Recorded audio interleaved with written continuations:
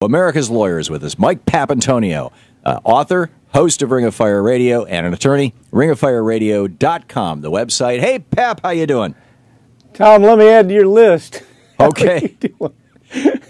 What have you followed this Dershowitz story? Yeah, I've got this electronic intifada story in front of me, and it's the headline is How Alan Dershowitz Bullied Rape Victims to Protect a Serial Child Molester.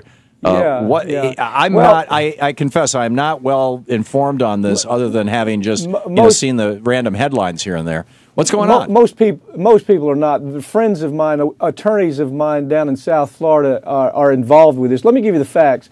Dershowitz, the same freak who once expressed his opinion that children were fair game for Israeli missiles, well, he apparently sides up with others who believe that children are also fair game for sexual exploitation. Listen to these facts, Tom. Dershowitz was the lawyer who negotiated a closed-room, secret deal for child predator Jeffrey Epstein, who had reams of evidence stacked up against him, sharing child sex ring slavery in participation. I mean, that's what this is about. If I may interrupt, this is one of the things that has made this so big is that one of these women, one of these victims, has come forward in other court papers and in another lawsuit and named Prince Andrew as one of the people that she was pimped out to when she was 16 years old. Or That's 17. exactly right. That's exactly right. Well, it's even more involved than that. In absolute secret, Tom, this is absolute secret, unheard of in this kind of situation. Dershowitz negotiated a deal that forgave multi-billionaire Jeff Epstein for procuring sex with about 40 children, some of them as old as 12 years old. They were children. Some were trafficked, Tom, from other countries. The deal that was made allowed Epstein to serve 13 months in a special private wing of Palm Beach jail, where he was allowed to leave every day for up to 16 hours. Basically, he only slept there. Now, the same thing would have carried the possibility of life imprisonment for anybody else. So Dershowitz and England's Prince Andrew, as you pointed out, were also accused of participating in sex with the children at Epstein's home.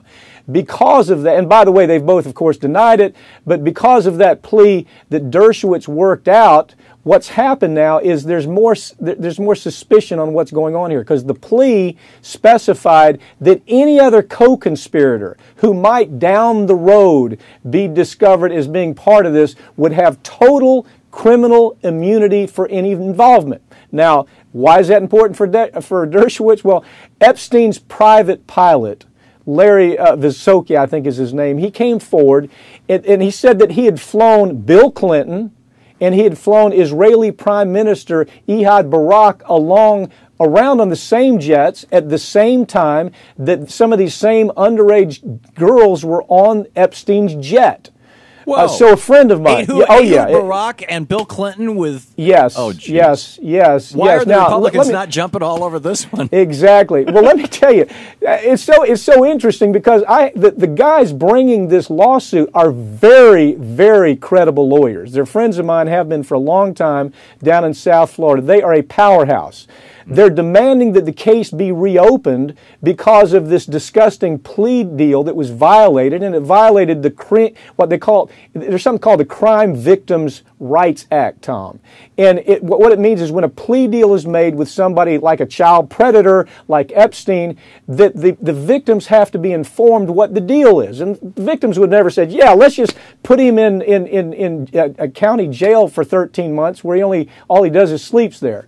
But mainstream press has given all the players here this fascinating pass. There's underreporting, under-investigation that's allowed at least one child sex predator, Epstein, to create their own special justice standard that ignores the fact that anybody besides a billionaire would be in prison for life to run a children's sex trafficking ring.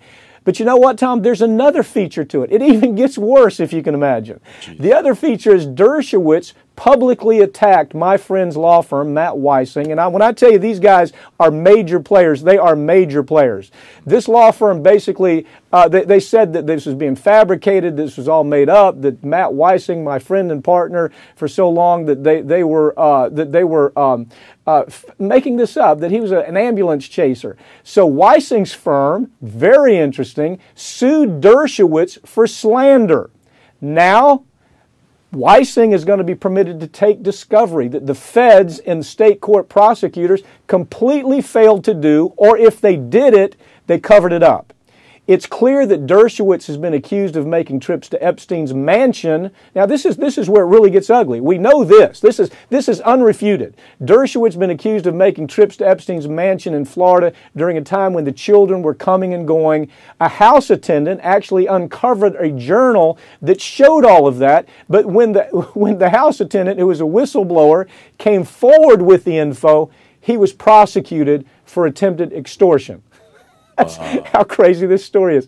So tonight, I think I'm scheduled to do a program with you tonight. Yeah, we're going to talk about this on TV tonight, too. We're going to have new pleadings that were filed about an hour and a half ago. Wow. And it even blows up some new stuff.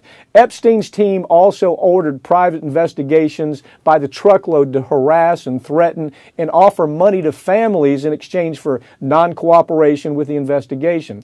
Tom, it's my opinion, Dershowitz has stepped into it. He's moved in some dangerous territory with his effort to attack and discredit the Weissing firm down in South Florida. And the case against him is going to continue to grow. My call is this has potential to be the Bill Cosby story on steroids. That's how ugly this thing is. Wow. It's just begun. Now, Dershowitz, I saw Dershowitz on TV basically saying, you know, this is true, this is not true, I had nothing to do with this, and not only that, I'm going to sue anybody who even basically talks about this. Are you or I at legal risk for even discussing this? And I wonder how many reporters are asking that question of themselves. This is all over the place. This is in The Guardian. It's on. It's reported. Well, the British press is all over it, but you know, I haven't seen the American press much talk about it. Yeah, you don't listen. We're not. Dershowitz has denied it. That's fine. He has the right to deny it. We don't know, but at this point, these are the facts. Right. And maybe it'll come through that all of this doesn't mean anything. But when you see the new pleadings that have been filed within about the last hour and a half, it's going to raise some new questions that we'll be able to talk about tonight. I'll send them to you. That should be fascinating. So we have a little less than a minute, Pep. Where does this go? I mean, is there going to be some remedy for the women involved? Well, there needs to be. The real thing that has to happen is the investigation of the judges and the prosecutors that were involved. We need to understand, are they still around? How did this... Yes, they are. One of the judges is still sitting on the bench down there in South Florida. So the question has to become what happened here. The big names that were involved, thrown around here, that might have been the factor. We don't know. But we do know that when you work out an immunity clause in a plea agreement for anybody who might be a co-conspirator in the future, you got to wonder about that, because these kids are just now coming of age. Yeah, this is like Jerry Ford's pardon of Richard Nixon, only for something arguably worse.